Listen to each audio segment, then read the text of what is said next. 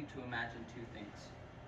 One, where you can know how the entire universe works in its entirety, from phenomenons that are unknown at this time to how a particle was made. And then I want you to imagine what some of the universe was made of. Which one would you want?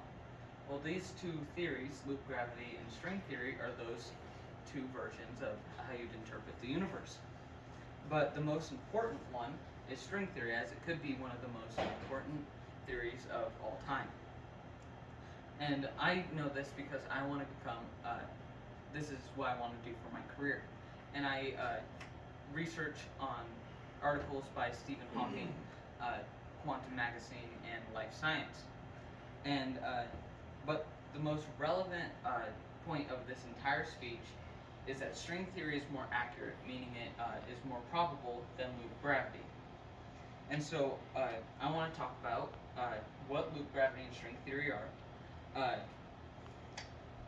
the solution that is posed by both of them for the problem that they pose for each other, and the consequences of the solution.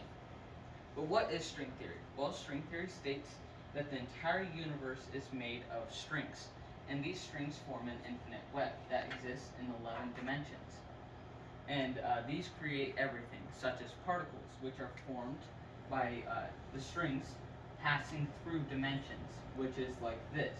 If you have a string, this is our dimension, and it passes through, it leaves a one-dimensional point like this. And with differences in energy, this is called a particle. And these particles make up the universe around us. And this is seen in the article by Difference Between by Matthew in 2021.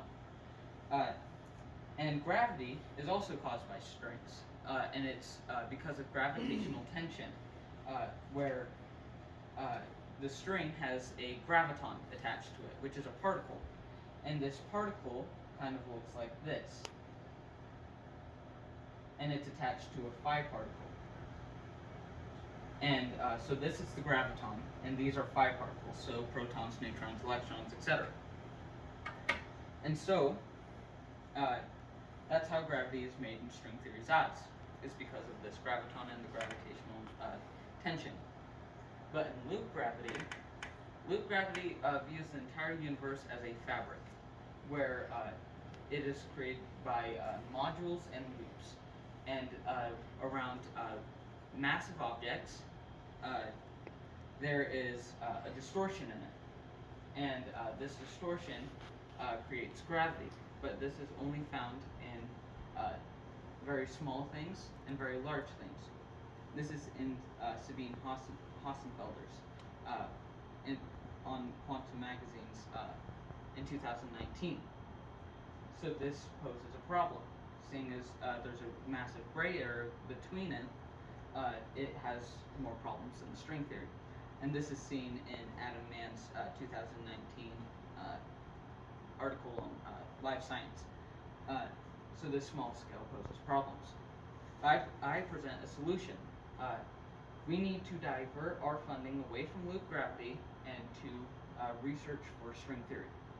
And this research would help provide leaps into the actual knowledge of string theory and help present how the universe is made. And there are consequences to this. Well, these consequences are that the quantum loop gravity would have fewer research leaps in it, and it would be stunted. But we would have a greater understanding of how our universe worked in its entirety, and which seems to me better because of the difference in how much more string theory presents instead of just gravity. And so the most relevant point in this is that string theory is more probable than quantum loop gravity. And so we've talked about what quantum loop gravity and string theory are. A solution to the problem of differences that they have and which one could be more correct, and how they and the consequences this provides. So we don't have to see, so that we don't have to guess on what the universe is made of, we should divert our funding to string theory. And I would like you guys to support that, and if you ever get the chance.